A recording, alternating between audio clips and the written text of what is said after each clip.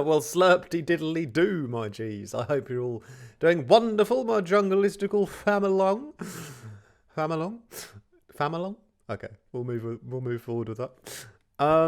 So firstly, a huge thank you to everyone for the Black Friday support. You guys overwhelmed me with the amount of contributions to the channel through purchasing my preset packs and things of that kind. I really, really appreciate it.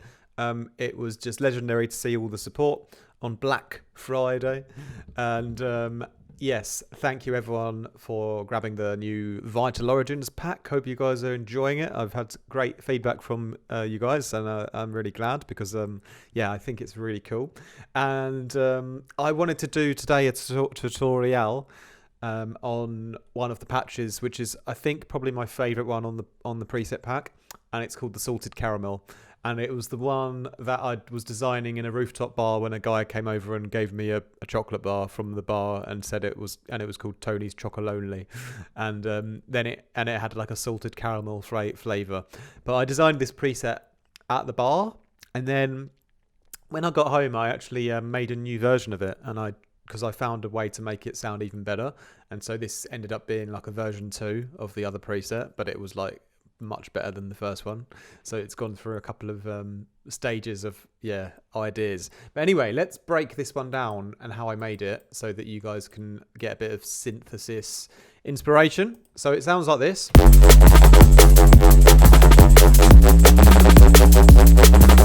I just love that like classic neurofunk power that's on it, you know, and movement. And there's 2 macros, the Sloan. You want to slow things down for your dubstep squad? Or Tony.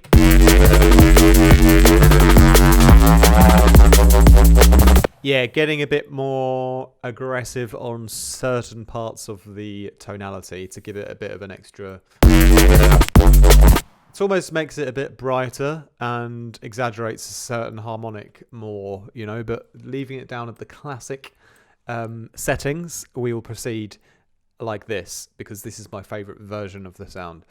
So we've got a lot of things going on, a lot of filtering. We're using pretty much all of the effects apart from the phaser, and we are doing we only got one LFO, so it's quite simple in that regard, and all of the movement is coming from the detuning between the 2 oscillators. However, only one oscillator has any output, the other one is purely a carrier. Okay, and there's a little bit of slightly complex filter routing in that we have a filter here that's sort of being used in parallel and series at the same time. So I'll talk about that in a moment. But let's just remember that I've got all the effects on apart from the phaser. If you guys can help me remember that. And let's start from the beginning. So we start with a sine wave. Okay. Crazy, isn't it? Crazy sine wave. Then we add in a saw wave, and it's FM'd into the sine wave at around 32%. And here, where the sine wave is the root note, you know, minus 24, here the saw wave is at minus 11 and then minus 26.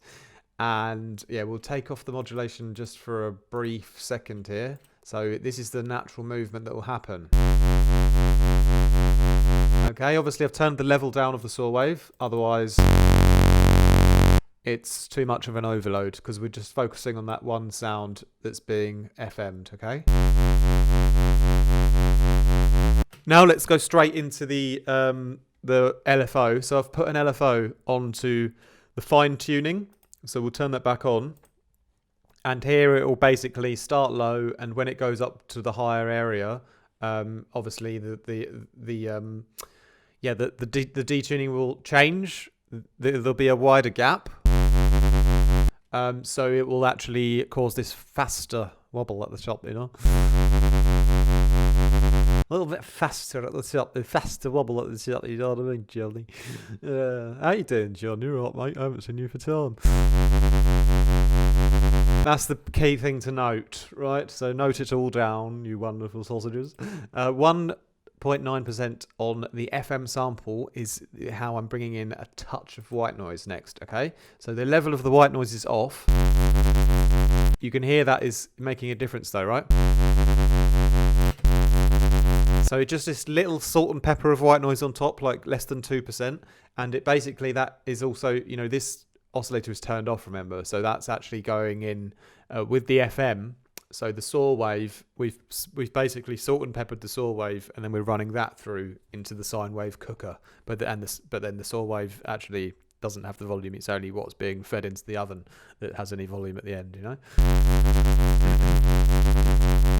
Low sine waves make for great ovens in FM synthesis is the key to this story that will cause you to become largely successful in all your endeavours, I hope. Anyway, that's the part that we need to focus on now. That's the main routing in all this nonsense.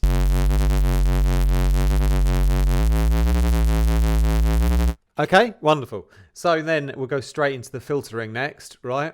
Or should we do distortion? No, let's do filtering. Right, filtering. Woohoo, it does change it a lot, doesn't it? So only the oscillator 1 has any output, so it's the only thing we need to filter. Okay, so it doesn't matter if you filter the oscillator 2 or the sample because there's no output, you know? So it's only oscillator 1. Comb spread flange minus, you know? Negative flange. Don't want a positive flange, you want a negative flange. I mean, didn't you know? So this one starts at 246 hertz. I've got the top slider all the way to the left. The middle part, well, the resonance is kind of in the middle. The cut is sort of around, what is that? Oh, I just moved it. Whoops. The cut is around 38.59. The mix is almost all the way up. Anyway, we modulate the cutoff slider slightly to the right with 14 units. Okay. So it puts a lot of movement into the whole spectra, like the whole kind of spectral character to the sound, you know. It was very just obviously saw wave and sine wave, and now it's all over the place, you know. But fear not, because we will restore some level of power. So next we basically run this filter into another filter. So this is where it's like it's kind of parallel and series, because the series means basically this filter goes into this one next, right? As a, you know, the next one in the chain. But then I also flicked on oscillator 1, so it's actually going to re-add the signal from oscillator 1 as well. So now I've actually got two. I've basically doubled up the power on everything, you know. So here now we've got another phaser negative filter without actually any movement on. It's just a bit of sort of shaping, you know. But if I only had filter 1, you know, it's a bit weaker. If I only had oscillator 1, and I haven't got this one being put through the filter either, so I put them both through. So we're doubling up the power a bit in the low end. Now we've got this part where it's shaping the sound a bit in the mid-range and everything, and all the high end sort of shelves off a bit, you know, so it's not quite as like spectrally in the high end, which is quite nice. Driving that up a bit.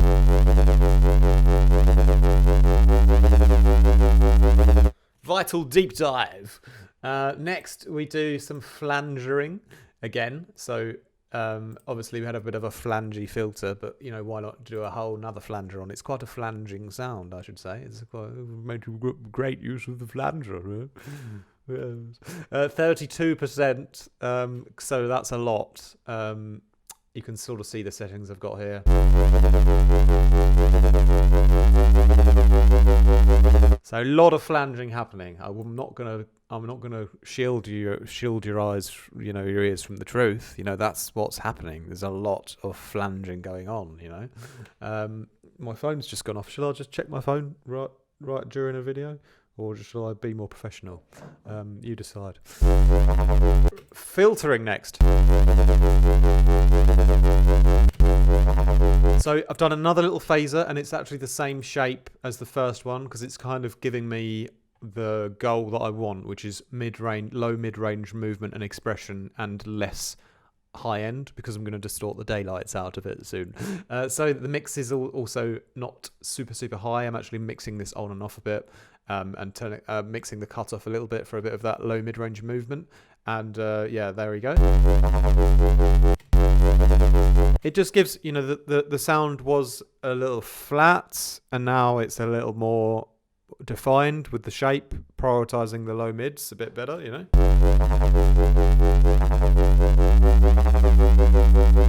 Okay, reverb next. This one has just about 6%. We've taken some of the low end out. Okay, so not too crazy, but you'll hear it more when the distortion is on, which is now where everything is going to change.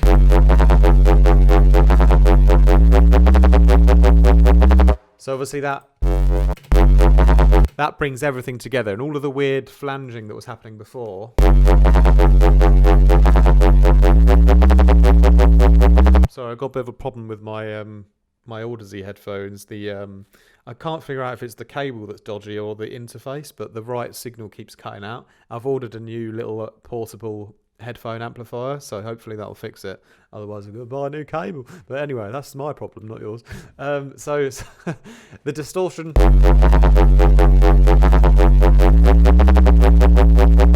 Goodness me. Yeah. It takes what was once a flangy signal with a lot of flanging going on, and it thinks, I'm only going to boost this part here, and I'm gonna like that blurry flanging signal is no longer. I've taken the little parts of it that I think I need to distort, and I've left the other parts, and I've created a more defined movement. That's what the distortion said, you know, in his email that he sent to me when I asked him to do some mastering work for me, and he replied and he said, yeah, like you flanged your track a lot, so I've distorted it and it sounds cleaner, you know.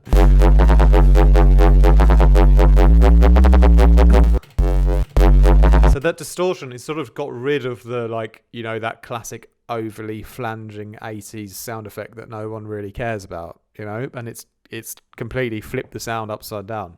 And yeah, but obviously if I hadn't done all that flanging before, you know, very different sound. So it was a bit of a lucky, we could say, maybe divinely inspired, maybe lucky formula that I stumbled across like a blind idiot in the dark, where basically the flanging, yeah, it just kind of, we really, really went overboard with it, and then we distorted the hell out of it, and it turned into a wonderful blueberry muffin and pie, you know. So yeah, there we go.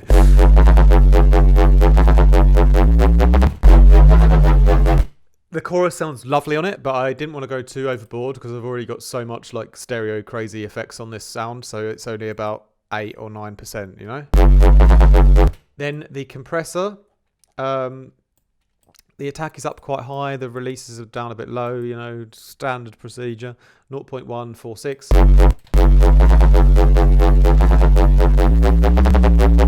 On the mix, just a little bit of general saturation. And the equalizer next is high shelving things up a bit. And a bit of a low mid boost around 130 hertz. Okay.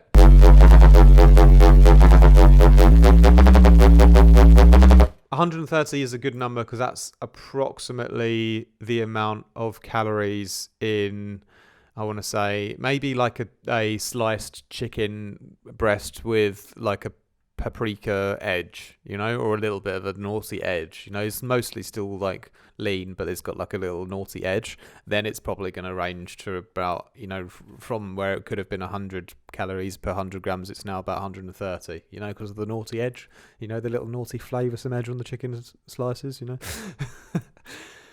Whew.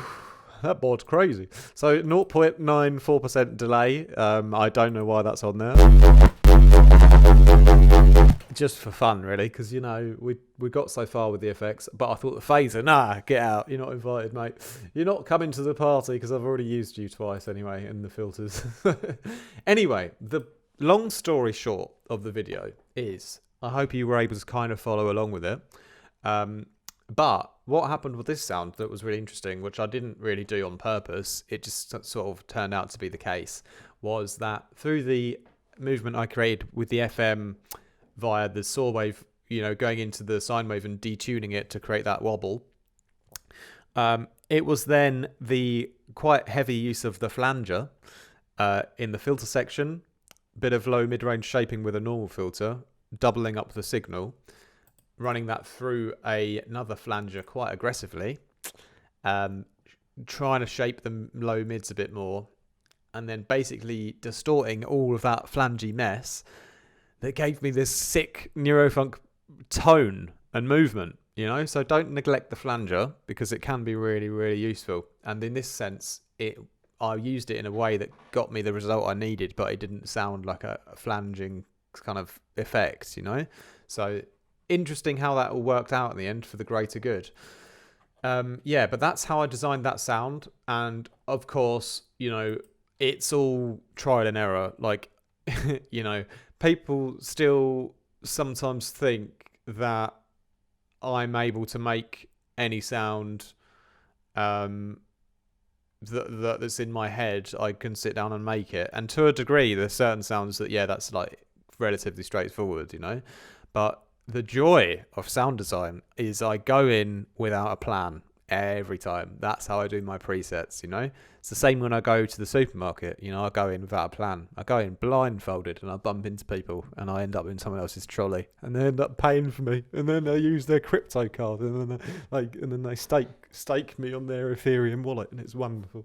Yeah, no, basically I go into sound design without any plan, and I try and break all the rules, and I go in with the mind of like a toddler, you know, and I just go, yeah, and just move stuff around and hope it works, you know. That is literally how I do it, you know, every time, because I've made so many presets, you know. It can be really like, you can find yourself falling into the same patterns and making the same sounds over and over again. So it's really hard and difficult to break the pattern.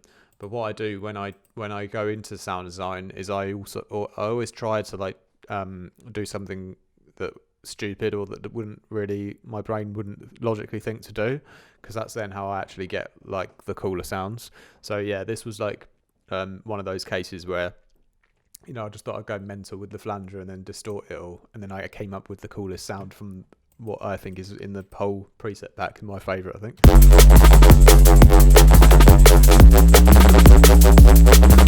But yeah, anyway, that was a little tutorial today. So yeah, thank you everyone again for your support, and yeah, make sure, if you're new to the channel or if you haven't subscribed, please hit our lovely little notification bell so we can get the word out and spread the gospel of drum and bass around the universe. This would be very much appreciated, and I hope you're all having a wonderful December so far. I'm very excited for Christmas. Hope you guys are too. Much love for my G's. More from me very, very soon. Peace out. Take care.